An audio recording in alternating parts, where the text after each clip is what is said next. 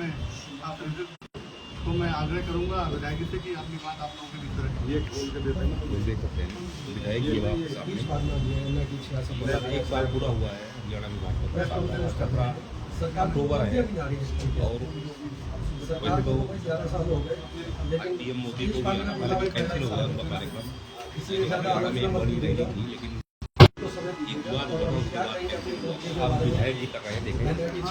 मैं आग्रह करूंगा सुप्रीत जी से विधायक जी कि वो अपने बीच अपनी बात रखें। यहाँ पर आप सभी हमारे पत्रकार भाइयों का सभी का हार्दिक स्वागत है। और आज हम सरदार वल्लभ भाई पटेल जी की जयंती 150वीं जयंती जो हम मना रहे हैं उसके उपलक्ष्य में आज ये प्रेस कॉन्फ्रेंस रखी गई है। और आज हम सब एक ऐतिहासिक अवसर के साक्षी बनने जा रहे हैं। यह केवल एक प्रेस कॉन्फ्रेंस नहीं है बल्कि आने वाले महीनों में देश और हमारे क्षेत्र में शुरू होने वाली पदयात्रा की जानकारी देने का मंच भी है। यह राष्ट्र की चेतना को जगाने वाला अभियान है। आज हम इस प्रेस कॉन्फ्रेंस के माध्यम से सरदार वल्लभ भाई पटेल जी की 150वीं जयंती मनाने के लिए अपने क्षेत्र में सरदार @150 यूनिटी मार्च की शुरुआत कर रहे हैं। दोस्तों, यह क्षण हम सभी के लिए एक बहुत बड़ा अवसर है। आज उस पुरुषार्थ को नमन का और जिन्होंने बिखरे हुए भारत को एक सूत्र में पिरोकर अखंड भारत का स्वरूप दिया। हम सभी जानते हैं कि सरदार वल्लभ भाई पटेल को लौह पुरुष कहा जाता है, लेकिन उनके व्यक्तित्व की असली शक्ति केवल लोह जैसी दृढ़ इच्छा शक्ति नहीं थी, बल्कि उनका अडिग विश्वास था। भारत एक है, भारत अखंड है और भारत सदा सर्वदा अखंड रहेगा। साथियों, यह वही विश्वास है जिसे आज विकसित भारत 2047 के संकल्प के रूप में प्रधानमंत्री नरेंद्र मोदी जी आगे बढ़ा रहे हैं। दोस्तों, इस अभियान की शुरुआत 6 अक्टूबर के दिन केवल और केंद्रीय युवा कार्यक्रम एवं खेल मंत्री डॉक्टर मनसुख मांडविया जी के हाथों द्वारा देश भर में डिजिटल फेस के माध्यम से शुरू किया जा रहा है। 6 अक्टूबर से युवा सोशल मीडिया रील प्रतियोगिता में हिस्सा लेना शुरू कर चुके हैं, निबंध लिख रहे हैं, यंग लीडर्स प्रोग्राम जैसे प्रतियोगिता में भारी संख्या में जुड़ रहे हैं। यह केवल प्रतियोगिताएं नहीं है बल्कि यह सरदार पटेल जी के विचारों को हर दिल तक पहुंचाने के लिए एक साधन बन रहा है। इस अभियान के तहत सभी पंजीकरण, प्रतियोगिताएं और डिजिटल गतिविधियां हमारे क्षेत्र के साथ साथ देश भर में माई भारत पोर्टल के माध्यम से होंगे, जो युवाओं को सक्रिय भागीदारी के लिए एक मंच उपलब्ध कराएगा। भाइयों, दोस्तों, आप देखिएगा जब देश का युवा अगले 2 महीनों तक मोबाइल स्क्रीन से लेकर मंच तक हर जगह सरदार वल्लभ भाई पटेल की एकता की बात करेगा, यह राष्ट्र एक नई ऊर्जा से भर जाएगा। अगले 2 महीनों तक जब हर जन, हर मन सिर्फ और सिर्फ सरदार वल्लभ भाई पटेल और उनके विचारों की बात करेगा, तब युवाओं के भीतर उनके जैसे बनने के ललक उठेगी। वास्तव में उन्हें एक बड़ी श्रद्धांजलि होगी।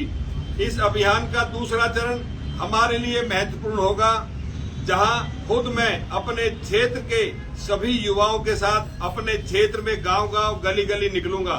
31 अक्टूबर से 25 नवंबर तक हमारे क्षेत्र में जिला स्तर पर पदयात्राएं होने वाली हैं। अपनी पदयात्राओं में हम योग और स्वास्थ्य शिविर लगाएंगे, व्याख्यान होंगे, वाद विवाद प्रतियोगिताएं होंगी, नशा मुक्त भारत का संकल्प लिया जाएगा। आप जब क्षेत्र में इस दौरान घूमेंगे तो आप देखेंगे कि यह केवल आयोजन नहीं होंगे, यह जन जागरण का महायज्ञ होगा और सरदार वल्लभ भाई पटेल की रियासतों को जोड़कर एक भारत का निर्माण किया था, वैसे ही ये पदयात्रा हमारे क्षेत्र के लोगों को दिलों को जोड़ने का काम करेगी।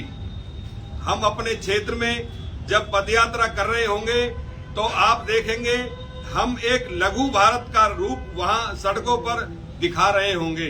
हम अपने क्षेत्र की संस्कृति का गौरव वहां पेश करेंगे, जहां एक भारत श्रेष्ठ भारत की भावना पेश करेगा। पद यात्रा से पहले हम जन जागरण के लिए तरह तरह की अभियान भी चलाएंगे। विकसित भारत बनाने की दिशा में मोदी सरकार की जो जन कल्याणकारी योजनाएं हैं, उनकी प्रदर्शनी, स्वच्छता अभियान हम पदयात्रा के रूट पर चलाएंगे। और इस पूरे अभियान में माई भारत, एनसीसी कैडेट, एनएसएस के स्वयंसेवक हमारा सहयोग करेंगे। स्कूल कॉलेजों में युवा सरदार पटेल जी के सपनों और संकल्पों का भारत बनने के लिए हमारे क्षेत्र के जिलों में 3 एक दिवसीय पद यात्रा में 8 से 10 किलोमीटर तक की दूरी तय करेंगे। सभी स्कूल और कॉलेज अपने अपने नामों के बैनर के साथ पद यात्रा में जुड़ेंगे। समाज का हर आयु का वर्ग, हर तबका इससे जुड़ेगा। हम इसका पूरा प्रयास करेंगे और पहली बार एक समाज के तौर पर, एक लघु भारत के तौर पर हमारे क्षेत्र में देखेंगे। रिटायर्ड प्रशासनिक और सेना के अफसर, हमारे क्षेत्र के बड़े खिलाड़ी, सम्मानित एवं लोकप्रिय लोग भी इस पद यात्रा में जुड़ेंगे। पद यात्रा से पूर्व हमारे क्षेत्र के सभी स्कूल कॉलेजों में प्री इवेंट एक्टिविटी भी आयोजित की जाएगी, जहां कई तरीका की प्रतियोगिताएं होंगी। जिन्होंने सरदार वल्लभ भाई पटेल जी के जीवन पर अपना शोध किया है या बड़े विद्वान लोग हैं, उन्हें स्कूल कॉलेजों में आमंत्रित किया जाएगा, ताकि सरदार पटेल जी के जीवन से जुड़े सभी प्रेरक बातें युवाओं के बीच पहुंचाई जाएगी। आप पहली बार सरदार पटेल जी के जीवन पर हमारे क्षेत्र में नुक्कड़ नाटक देखेंगे। यह आयोजन हमारे क्षेत्र के उन स्थानों पर होगा जहां युवाओं की अक्सर भीड़ देखी जाती है। उन स्थानों को हम चिन्हित कर रहे हैं। यह मॉल, पार्क, फूड कॉर्नर जैसे स्थान हो सकते हैं। आप देखेंगे भले ही दीपावली 20 अक्टूबर को खत्म हो जाएगी, लेकिन हमारे क्षेत्र के अंदर त्योहार वाली रौनक से यह यूनिटी मार्च वापस लेकर आएगा। सड़कों पर रंगोली होगी, हर मोड़ पर पदयात्रियों का स्वागत करने के लिए लोगों की भीड़ होगी। हर परिवार ये गर्व करेगा कि उनके घर के बेटा बेटी उस पदयात्रा में शामिल हैं, जो कि देश को अखंड बनाने वाले सरदार पटेल जी को श्रद्धांजलि देने जैसा है। हमारे क्षेत्र में ऐसे युवा साथी जिनके कामों से हमें प्रेरणा मिलती है, जिन्होंने समाज के लिए बहुत कुछ किया है, जिन्होंने हम यूथ आइकॉन मानते हैं, ऐसे हमारे युवा जो प्रधानमंत्री जी के 1 लाख यंग लीडर वाला सपना पूरा कर सके, हम उन सभी युवाओं को इस पदयात्रा में अपने साथ जोड़ेंगे। इस पदयात्रा के दौरान हमारे क्षेत्र के सभी स्वयंसेवक संगठन भी हमारे साथ जुड़ेंगे। सभी स्कूल्स और कॉलेजों के छात्रों से भी बेहतर समन्वय बनाते हुए हम उन्हें भी इसके साथ जोड़ेंगे। उनके बीच सोशल कार्यक्रम रखते हुए हम 3 दिनों तक चलने वाला यह कार्निवल रखेंगे, जिनकी झलक हम अपने 8 से 10 किलोमीटर तक की यात्रा के दौरान दिखाएंगे।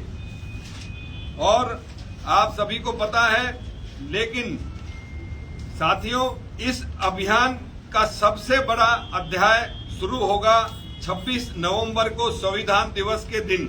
उस दिन हमारे क्षेत्र के हर जिलों में 2 से 5 पदयात्री सरदार पटेल की जन्मभूमि करमसद से लेकर एकता के प्रतीक स्टेट ऑफ यूनिटी केवड़िया तक 152 किलोमीटर की ऐतिहासिक पदयात्रा देश भर के अन्य पदयात्रियों के साथ करेंगे। यह पूरी यात्रा हमें याद दिलाती है कि स्वतंत्रता का संघर्ष आत्मनिर्भरता के संकल्प से भी जीता गया है। और आज जब मैं अपने क्षेत्र में सरदार पटेल के विचारों को इस पदयात्रा के जरिए जीने की बात करता हूं, तब मैं वोकल फॉर लोकल और आत्मनिर्भर भारत का संकल्प भी युवाओं के बीच लेकर जाऊंगा, जिसे सरदार वल्लभ भाई पटेल जी के ने दिखाया था और मोदी जी ने आगे बढ़ाया है। हमें याद रखना होगा कि सरदार पटेल जी ने रियासतों को जोड़ा था, हमें सपनों को जोड़ना है। सरदार पटेल जी ने नक्शे पर भारत को एक किया था, हम दिलों और आत्माओं को भारत को एक करना है। ये एक बड़ी जिम्मेदारी केंद्रीय युवा कार्यक्रम और खेल मंत्रालय ने हमारे कंधे पर दी है और हमें प्रधानमंत्री मोदी जी के लीडरशिप से उन्हें पूरा करना होगा। मित्रों, आज जब हम सरदार वल्लभ भाई पटेल जी को याद करते हैं तो हमें यह भी याद रखना होगा कि उनका सपना केवल उस समय के लिए नहीं था, वह सपना आने वाली पीढ़ियों के लिए भी था और आज यह पीढ़ी हम हैं। यह हमारा कर्तव्य है, यह हमारा धर्म है, यह हम अखंड भारत के उस स्वप्न को आत्मनिर्भर और विकसित भारत के रूप में साकार करेंगे। मैं आप सभी से आग्रह करता हूं कि आप सभी मीडिया मेरे क्षेत्र में होने वाली यूनिटी मार्च को कवर करें और उनकी खासियत, इसके बीच का जो उद्देश्य है उसे जन जन तक पहुंचाने का साथ दें। तो संदीप विधायक जी और कुछ है इसी के लिए पटेल जी की उसी के लिए तो संदीप तो और आप सभी को पता है हमारे प्रदेश के माननीय जिसको जो ना नायब सैनी कहते हैं, वो नायब सैनी जी हमारे, आपने देखा कि क्षेत्र के अंदर पूरे हरियाणा के अंदर समान विकास कार्य कर रहे हैं और आदरणीय नरेंद्र मोदी जी की नीतियों को जन जन तक पहुंचाने का काम कर रहे हैं। ऐसे हमारे आदरणीय नायब सिंह सैनी जी और हमारे फरीदाबाद के अंदर आदरणीय चौधरी कृष्णपाल गुर्जर जी हमारे आदरणीय नरेंद्र मोदी जी के सपने को साकार करने के लिए हम सभी विधायक उनके साथ, सभी पार्षद, सभी मंडल अध्यक्ष, सभी हमारे पार्टी के पदाधिकारी उनके कंधों से कंधा मिलाकर साथ चल रहे हैं और हम इस अभियान को कामयाब करने के लिए अपना जी तोड़ मेहनत करके इसको हमारे जो आदरणीय नरेंद्र मोदी जी का सपना है उसको साकार करने का पूरा भरकस प्रयास करेंगे। 1 साल की क्या उपलब्धियां गिनाएंगे विधायक जी? 1 साल की हमारी इतनी उपलब्धियां हैं जिसको जो ना हमारे नायब सरकार की, जिसमें आप ये देख लो, आप हमारा नए मंत्रिमंडल के गठन के साथ ही हमारे 24,000 युवाओं को नौकरी देने का जो काम हमारे आदरणीय नायब सिंह सैनी जी ने किया।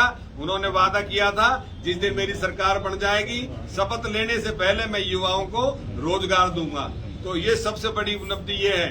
और उसके बाद हमारे जितने भी अस्पताल हैं उनके अंदर जो सबसे बड़ी जो उन्होंने जो किया था, जो कि अपने जिसमें मुफ्त डायलिसिस सेवा शुरू करने का भी है। सर, NIT 86 विधानसभा की बात कीजिए सर।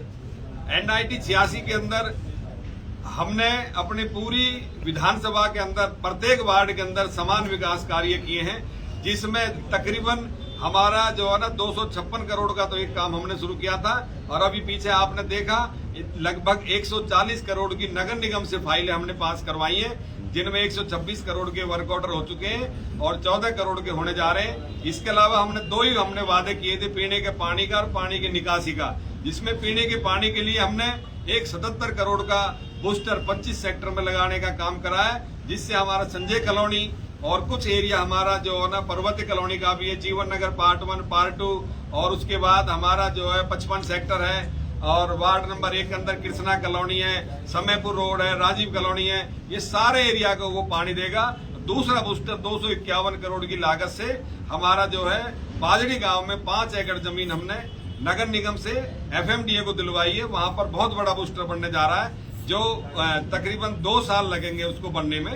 उसके बाद हमारे क्षेत्र में जो डब्बा कॉलोनी, जवाहर कॉलोनी, बाकी area Nangla enclave part 1 part 2 सारे एरिया के अंदर वहां से पानी मिलेगा। मीठे पानी का हमारा वादा पूरा हो जाएगा।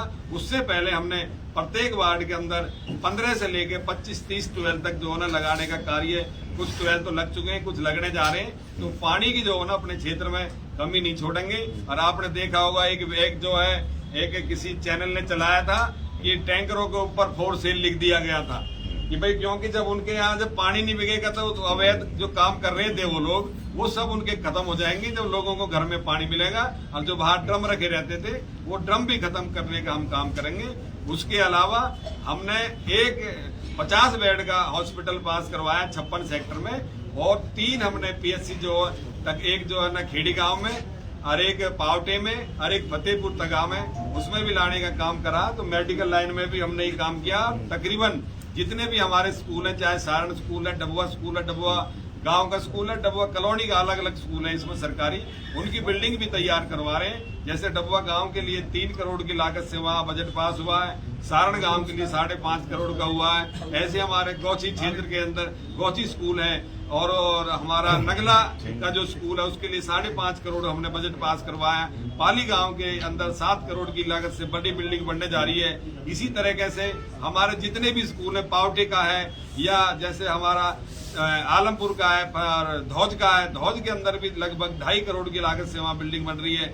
इसी तरह से हमारे जितने भी स्कूल थे उनको अपग्रेड करने का काम कर रहे हैं। और हमारे जितने भी रास्ते थे उनमें हमारा जैसे 15 किलोमीटर का हमारा खेत खलियान के रास्ते थे, उनको भी हमने पक्का करवाने का काम कर रहे हैं। थोड़ा डबुआ सब्जी मंडी के बारे में भी बता डबुआ दीजिए। सब्जी मंडी के लिए हमने लगभग 8.5 करोड़ जो मंजूर करवाए हैं, जिसमें तकरीबन जो ना 2 बड़े शेड हैं, जिसमें व्यापारियों के लिए जो ना बैठने का, बैठने का मतलब दोनों तरफ रास्ते जो टूटे पड़े हैं, दोनों रास्तों को हम पक्का करवा रहे हैं। और बीच में जो पानी भर जाता है वहाँ स्टॉर्म वाटर लाइन जो हमने वहाँ बिछवाने का काम करके वहाँ पर, उसके बाद सफाई भी हम जो करवा रहे हैं। और उसके बाद जो कोल्ड स्टोरेज में बना हुआ शेड हमारा, उसका भी जो है ना वहाँ अपना नवीनीकरण कर रहे हैं, और जो दीवारों को भी ऊंचा उठाने का काम कर रहे हैं। विधायक जो मंडी में जो पार्किंग वाले ठेकेदार हैं, गरीब आदमी साइकिल से सब्जी लेने जाते हैं, उनको साथ गुंडों जैसा व्यवहार करते हैं, और अक्सर वो साइकिल वाले एनआईटी के ही होते हैं।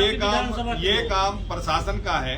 प्रशासन ने जो साइकिल स्टैंड का ठेका दिया हुआ है, उस ठेके से जो पैसे आते हैं उससे सफाई व्यवस्था में लगाया जाता है। जो काम जो स्टैंड का काम है वो स्टैंड वाले जाने, और जो है प्रशासन जाने। लेकिन सर वो कॉमर्शियल नहीं होते, अपने लिए 10, 20, 50 रुपए की सब्जी खरीदने जाते हैं। उसकी बात करेंगे हम सेक्रेटरी से। विधायक क्या है विधायक जी, एक विधायक जी, आपने विकास की बातें बहुत करी, कुछ सरकार की भी कर ली जाए। आपकी सरकार में पिछले 11 साल से जनता ये मानती है कि अफसरशाही हावी, 2 उच्च अधिकारी अपने आप को गोली मार देते हैं। ऐसा आपको प्रतीत होता है कि सरकार अफसरशाही को काबू नहीं कर पा रही है, या भ्रष्टाचार है?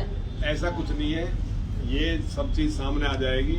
हमारे जो नायब सैनी जी बिल्कुल ईमानदारी से काम कर रही है, और आपने देखा होगा बगैर पर्ची बगैर खर्ची के ऊपर काम कर रही है। मनमोहन सिंह भी थे, लेकिन नीचे तो सारा सिस्टम भ्रष्ट था। एक आदमी के ईमानदार होने से ईमानदारी का ढोंग नहीं फैलाया जाता। ऐसा कुछ नहीं है। देखो, तुरंत जो अगर जैसी भी कार्रवाई हुई है, तुरंत डीजीपी को हटाया गया है, और उनके ऊपर भी अगर उनकी जांच चल रही है, जांच पे अगर पाया गया तो उनको सजा सबके लिए बराबर है, चाहे छोटा हो या बड़ा हो।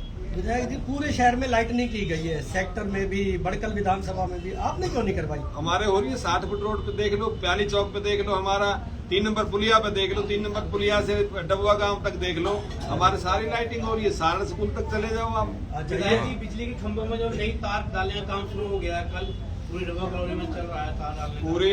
पूरे डबुआ के अंदर हमने पहले भी जो है ना, हमारे यहाँ डबुआ कॉलोनी के अंदर 2 ऑफिस है हमारे, एक तो जवाहर कॉलोनी के नाम से भी है, और एक जो है 2 नंबर के। दोनों में 166 खंभे तो हमने पहले लगवाए थे इसके अंदर, अपना डबुआ के अंदर, और दूसरे जो भाग पड़ता है इसके अंदर तकरीबन 167 खंभे इधर लगे हैं। और घरों के ऊपर से जो 11,000 की लाइन जा रही थी उसको भी हम हटवाने का काम कर रहे हैं। जैसे ई ब्लॉक के घरों के ऊपर से जा रही थी, वहां पर इंसुलेटेड केबल डलवा के ऊपर जो छत से जा रही थी उसको हटवा दिया गया है। ऐसे जितने भी गलियों के अंदर तारे थी सबको बदलवा कर इंसुलेटेड केबल लगवा रहे हैं, ताकि कोई बड़ा हादसा ना हो। नए साल में क्या रहेगा, इस साल में क्या रहेगा खास? इस साल में हमारे क्षेत्र में कई ऐसे बड़े जो ना परियोजनाएं हम लेके आ रहे हैं, जो हमारे क्षेत्र के लिए जो है ना सभी लोगों के लिए लाभदायी होगी। और मैंने बताया ना 2 काम हमने पीने के पानी का, पानी की निकासी का। आपको अगले साल देख लेना, इस बार तो 50% से ज्यादा एरिया में पानी नहीं भरा। पानी एक घंटा तक, जैसे बारिश आई है, पानी भरा है तो 1 घंटे में साफ भी हो गया है। नहीं, पहले 3-3, 4-4 दिन तक पानी भरा रहता था। और हम समान हर जगह विकास कर रहे हैं। चाहे जवाहर कॉलोनी में 45 फुट पे पानी भरता था, 5 साल को भी पानी नहीं सूखा। इस बार बारिश में भी पानी नहीं भरा, ये हमारी उपलब्धि है। विधायक जी, अभी आपने जो काम गिना है उसकी गुणवत्ता भी चेक की जाए, क्योंकि आपने जो है जब यहाँ सीएम सैनी आए थे डबुआ मंडी में, उससे पहले रोड बनी हुई थी मंडी वाली, और खंड खंड हो गई, उसके टुकड़े टुकड़े हो गए हैं। गुणवत्ता बिल्कुल जीरो थी, ऐसे हर जगह हो गए। कौन सी रोड है? ये डबुआ मंडी किंट्री वाली रोड। नहीं, ये रोड तो पहले से पुरानी नहीं, बनी हुई उसके बाद है, रिपेयर 20 साल हुई थी। पुरानी है। रिपेयर हुई थी जब 20 सीएम सैनी की सभा थी सुनो, डबुआ सुनो। मंडी में, तब वो रिपेयर पुलिया हुई बन थी। रही थी, वो नाला बन रहा, नाले के ऊपर पुलिया बनी थी जिसको चेक कर रहे थे। और जिस रोड की आप बात कर रहे हैं उसको हम नया बनाने जा रहे हैं, और इसमें आरएमसी रोड दोबारा से ऊंचा उठ के बना रहे हैं। एक साइड में नाला भी बना रहे हैं, जो अंदर का पानी वो सीधा बाहर आएगा। विधायक जी, दिवाली से जुड़ा सवाल है आपसे, क्या पटाखे चलने चाहिए? एक बात। दूसरा, हाईकोर्ट ने निर्णय दिया कि पटाखे ग्रीन पटाखे बिक सकते हैं, लेकिन निगम अभी तक तय नहीं कर पाया, प्रशासन तय नहीं कर पाया कि कहाँ बिक्री इनकी होगी। इस पर आपका क्या मानना है? सनातनी आप विधायक माने जाते हैं। देखो, ये सारी चीजें धर्म के साथ जुड़ी हुई हैं, और हम जब किसी के धर्म के साथ छेड़छाड़ नहीं करते, तो ये सनातन धर्म से जुड़ी हुई चीजें हैं। अगर कोई किसी चीज में खुशियां मना रहा है तो ये है कि भाई सरकार ये कहती है बड़े पटाखे ना, छोटे जो ना छोटे हिसाब से चला सकते हैं। अब जैसे पीछे आपने देखा हमारे यहाँ दशहरा नहीं मन रहा था पिछले 10 साल से, 10-12 साल से नहीं बन रहा था है नहीं। उसके बाद इस बार हमने वहाँ पर जो ना हमारी सरकार ने और जो ना हमारे MLA ने, अपने केंद्रीय मंत्री जी ने वहाँ पर दशहरा भी मनवाने का काम करा, सभी लोगों के अंदर प्यार बांटने का भी, और इकट्ठा करके लोगों को ये त्योहार मनाने का काम कर रहे हैं। तो इसमें पटाखे वगैरह जलाएं, लेकिन किसी को नुकसान ना हो, इस तरीका के पटाखे जलाएं। ये हार्डवेयर चौक का कुछ हिस्सा आपकी कॉन्स्टिट्यूंसी में नहीं आता है? ये आधा एरिया आ रहा है बल्लभगढ़ में और आधा आ रहा है बड़गल में। अच्छा, तो कैसे कोऑर्डिनेशन होगा उसमें? हम सब मिलके काम कर रहे हैं। हमारा जो है ना, हम तीनों विधायक एक साथ मिलके, मूलचंद जी हो गए, आदरणीय अदलखा जी और हम तीनों हम इकट्ठे हो गए अपने क्षेत्र को, क्योंकि हमारा आपस में जुड़ा हुआ क्षेत्र है। अब जैसे आप प्यानी चौक पे आ रहे हो, ये त्रिवेणी है, ये चौक 3 विधानसभाओं में बटा हुआ, लेकिन ये मैंने कहा भाई ये मुझे दे दो आप, ये मैं करवाऊंगा। आपने देखा रात के अंदर भी बहुत अच्छे चमक आ रही है। प्याली चौक पे जो है मेट्रो का बाबा शांतिनाथ के नाम से आपने वो किया था घोषणा की, इसका नाम बाबा शांतिनाथ रखेंगे। तो कब से जब भी मेट्रो बनेगी, तो जब भी यहाँ पर स्टेशन बनेगा, तो वहाँ पर बाबा के नाम से ही वहाँ पर हम जो है ठीक है, ठीक है, ठीक है, धन्यवाद।